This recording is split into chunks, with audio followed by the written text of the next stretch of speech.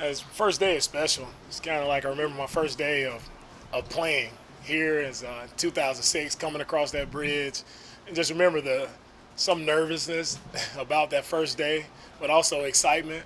And it's the same feeling that I had when I walked across that bridge in 2006. It was the same feeling today, like that little nervousness about how it's going to go, but also just excited. Excited about the group of men that I get to work with. And it's all been positive, very good first day, good start for us. And all we're asking our guys is continue to build off of what they've done today.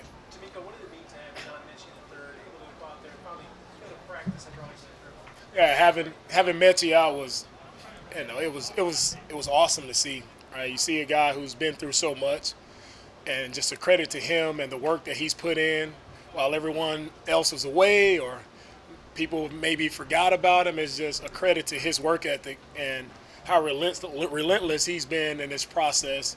While no cameras are on him, he's been putting in the work, and it's encouraging to see. And I'm happy to have him out, and I'm just honored to be his coach. When you have two really high draft picks like Stroud and Anderson, how do you temper expectations for what they'll be able to do as rookies?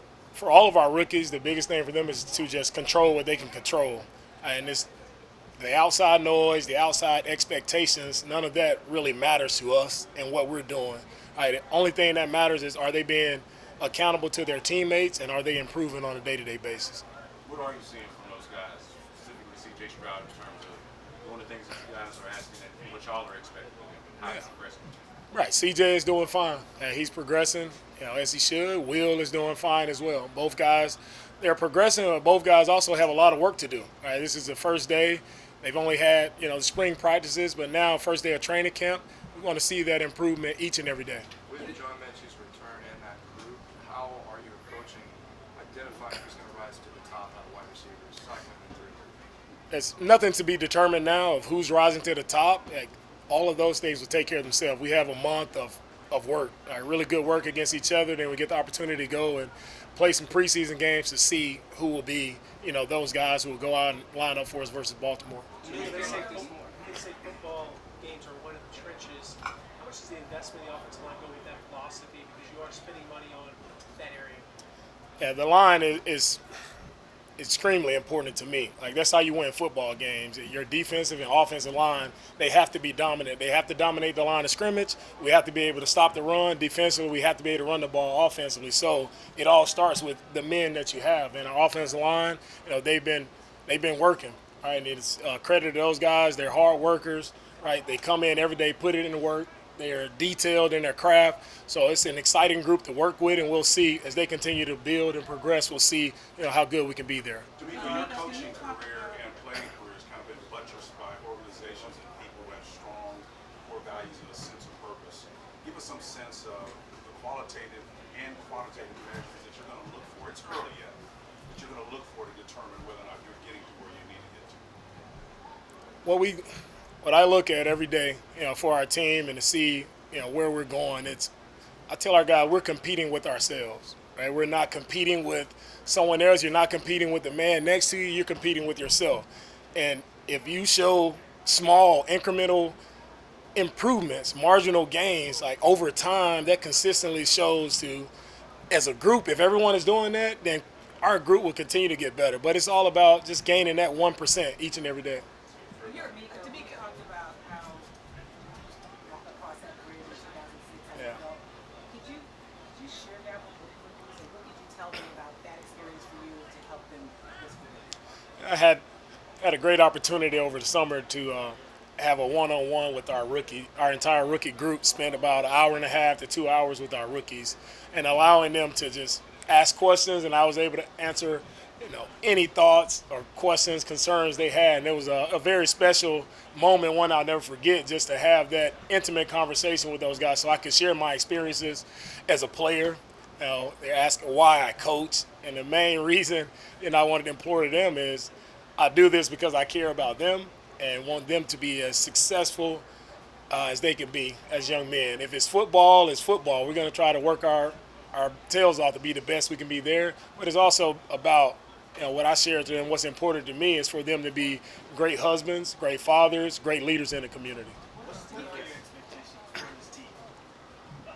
my expectations are how much better can we get each and every day? Expectations, it'll take care of themselves, right? And our team is still coming together. We're still trying to identify who our team will be, right? There's a lot of competition that has to go on, and we'll see where we are. Expectations, it really doesn't matter. It's just about every guy going out and being their best, and collectively as a group, we'll be exactly where we should be. What's the balance for your specialties on defense? What's the balance in your defense doing their thing, but while still making sure the offense gives them work? What's that balance? Make sure it's not too outside.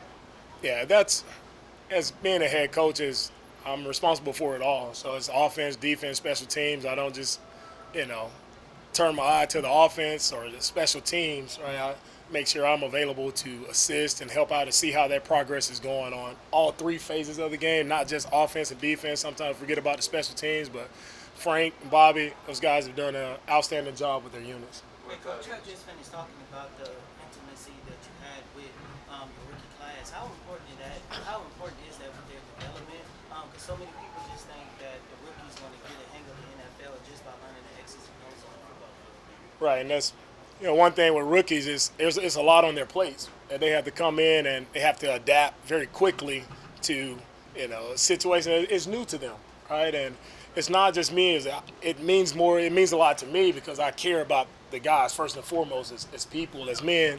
But it's also having a great group of veteran guys like we have, and those veterans being able to take the rookies to the side and explain, some of their pitfalls or some things to watch out for as they go along the way, so they don't have to go through the same mistakes. What are your hopes and expectations to see out of Steve Nelson now that he's here? And what were the conversations that led to this point? Obviously, made some opinions known about how he. Yeah, it's great to have Steve here. Steve is Steve was here for us in our mini camp.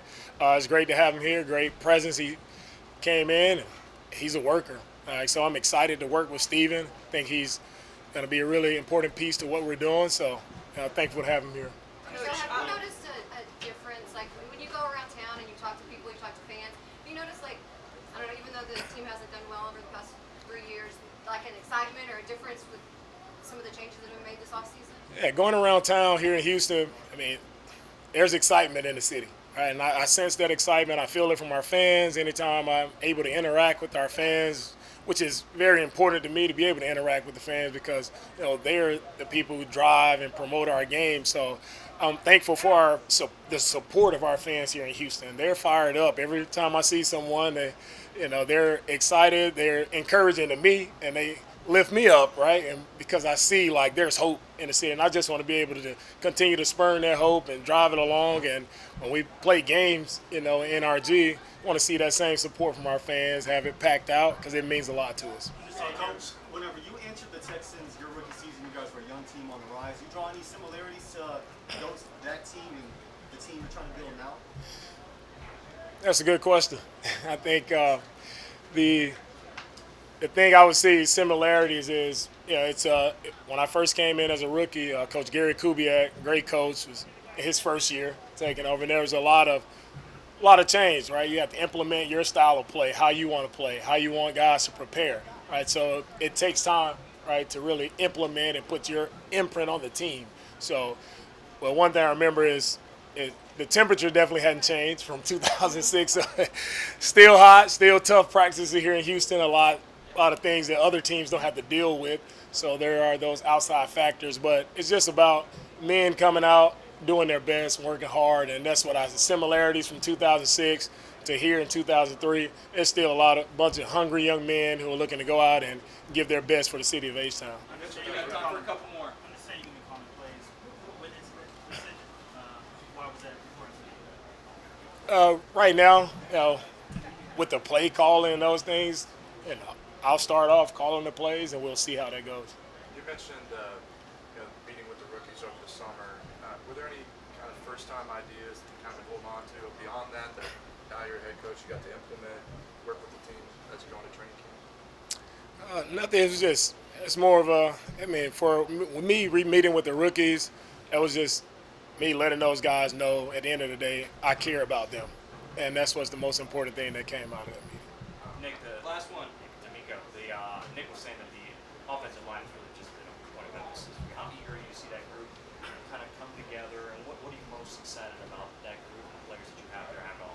Yeah, with our offensive line, it's all of the guys just being able to gel together, right? The best offensive lines are, they work in sync, right? They work as one, and it takes time to develop that chemistry amongst our group. And now to have the guys back, and each and every day, let's see how much can that chemistry improve. How tighter can these guys get to where they're in sync and they're operating as one. They're doing an excellent job of protecting during the passing game, but also being able to knock guys off the line of scrimmage and reset the line of scrimmage in the run game. So I'm excited about the group, and we have really good guys there who are dedicated to their craft. And that lines up with your philosophy of building the team, right? I mean, that's when you came in, it's just start up front.